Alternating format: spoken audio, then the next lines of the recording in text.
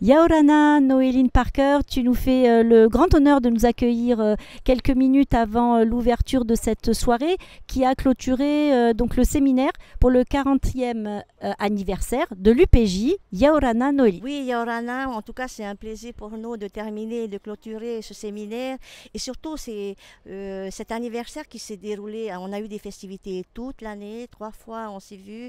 Et c'est la dernière fois qu'on se voit pour cet anniversaire, avec cette soirée un peu solennelle autour des 40 ans de l'UPJ. C'est un moment spécial puisque on va se tourner sur le passé, bien sûr, pour regarder ceux qui nous ont précédés, parce que c'est important.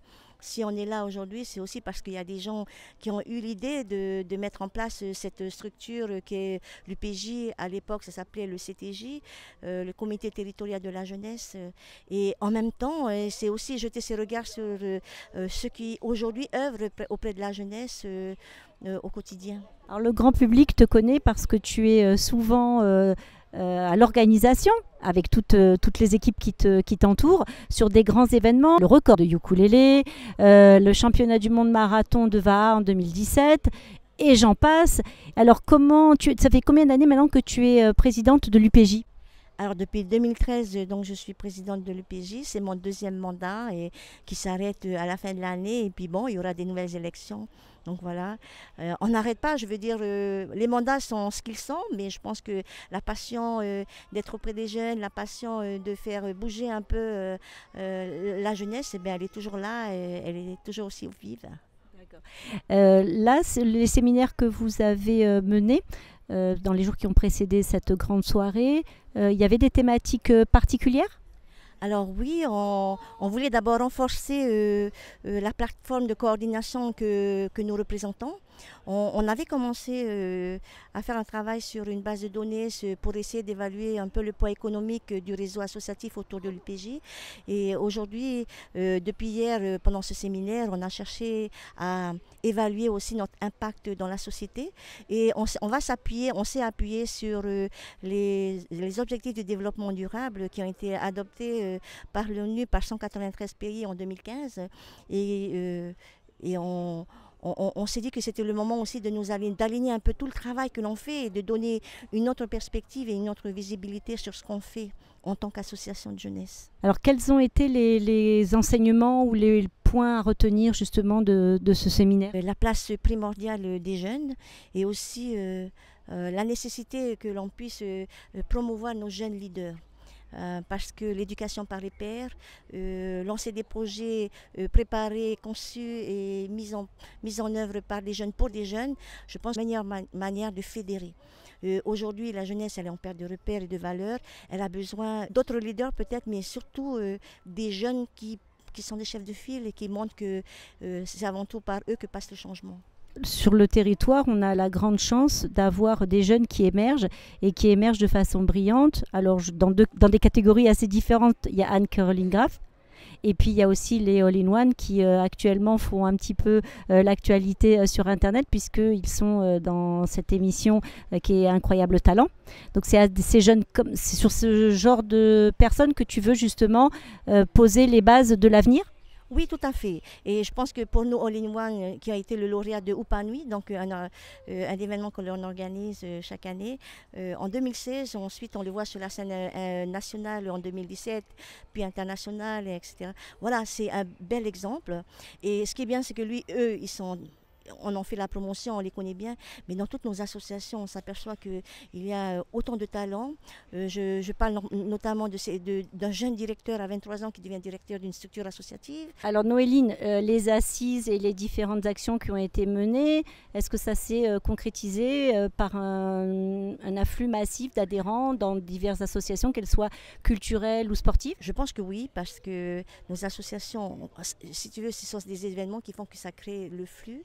Effectivement, mais ce qui est le plus important, c'est les messages de prévention, les messages d'insertion que l'on peut porter, puisque à chaque fois que l'on organise ces grands événements-là, l'idée également, c'est de faire de l'éducation, c'est de faire passer des messages et d'aider les jeunes à mieux comprendre, mais surtout à mieux appliquer tous ces principes qu'ils connaissent certains déjà et qui lorsque l'on fait ces grands événements, en fait, on a la capacité aussi de voir comment ils sont, quelle attitude ils ont quand ils sont ensemble. Et donc, on peut se satisfaire que ceux qui viennent là et qui participent à nos événements, eh bien, on en est fiers, quoi. Et ce sont des jeunes qui savent se tenir, qui ont un regard plus critique sur la société peut-être, mais qui en même temps qui ont envie de se bouger. Ce soir, vous allez récompenser des associations, des personnes. C'est au travers de résultats ou plutôt à travers des actions ou des valeurs? C'est plus au travers de l'investissement également, de l'engagement en fait, et des valeurs qu'ils ont véhiculées et qui ont été pendant longtemps nos exemples. Ils continuent à l'être. Hein. Et je pense que même si souvent dans le réseau associatif, on n'aime pas être récompensé. On se dit mais non, je le fais parce que j'aime ça, c'est ma passion et tout. Mais on a pensé aujourd'hui que c'était le moment aussi de marquer, de formaliser cette reconnaissance que l'on peut avoir envers eux. Donc cette soirée, elle va commencer dans quelques minutes maintenant. Qu'est-ce qui va se passer après? Il y a d'autres rendez-vous, il y a d'autres échéances justement que tu vas piloter au travers de l'UPJ? Alors on a un camp chantier ado qui va commencer le 2 décembre. Alors c'est un dispositif, bien sûr en partenariat avec le ministère des Solidarités, avec le ministère de la Jeunesse et des Sports, et c'est le contrat de ville, et c'est un accompagnement de jeunes qui sont en voie de scolarisation ou déscolarisés. Et l'idée c'est qu'on fait un camp rupture pour ils vont à la découverte de certains métiers, et l'idée c'est que derrière ils puissent réintégrer un cursus scolaire ou une formation pour ne pas les laisser à la rue. Donc ils vont aller à Mataïva pendant 15 jours. Et là-bas, il faut un apprentissage de métiers divers, mais aussi de la vie en communauté et beaucoup de discussions et de découvertes et de développement personnel en fait. Et lorsqu'ils reviennent, on les accompagne aussi pour être sûr qu'ils se réinsèrent. Donc ça, c'est la dernière action. Et puis sinon, le 5 décembre, on a lancé un projet pilote avec le ministère de l'Éducation, de la Jeunesse et des Sports. C'est le Mata Taurea, donc un regard sur la jeunesse. Et puis on organise des animations culturelles, sportives et de loisirs dans le parc Paofé le mercredi après-midi, pour peut-être aspirer un peu toute cette jeunesse qui vient en ville, qui vient errer beaucoup, sans but, et qui et on va leur donner un objectif, c'est plutôt de venir sur le parc Paofé et de s'amuser ensemble. Et si mes sources sont bonnes, vous avez aussi essayé de délocaliser justement les propositions pour que pas tout le monde se retrouve forcément sur Papeete? Oui, voilà. Et heureusement, on a travaillé avec la police municipale de Papeete ainsi que la DSP justement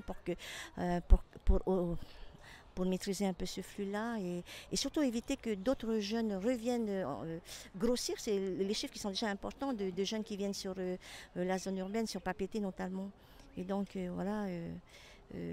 on a fait notre première édition le 21 novembre et on va faire aussi le bilan pour savoir où ça en est et est-ce que ça vaut le coup que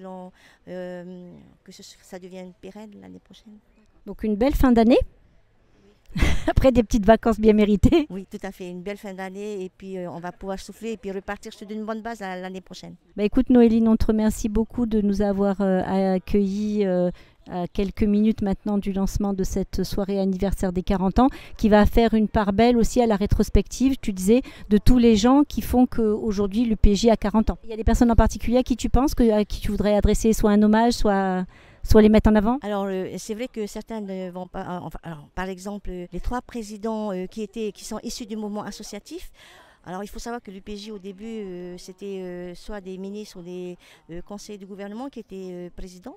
Et puis depuis un certain nombre d'années, ce sont des vrais présidents issus des associations. Et donc du coup, je pense à M. Pascal Verhiroua, qui a été le premier président issu du mouvement associatif. Je pense à Patrick Monnery qui lui a succédé, et puis Aldo Tirao qui devrait nous rejoindre. Écoute, on te remercie vraiment beaucoup de nous avoir accueillis ce soir. On te souhaite une très belle soirée et puis beaucoup de succès encore à venir. Oui, merci. Au revoir. Nana.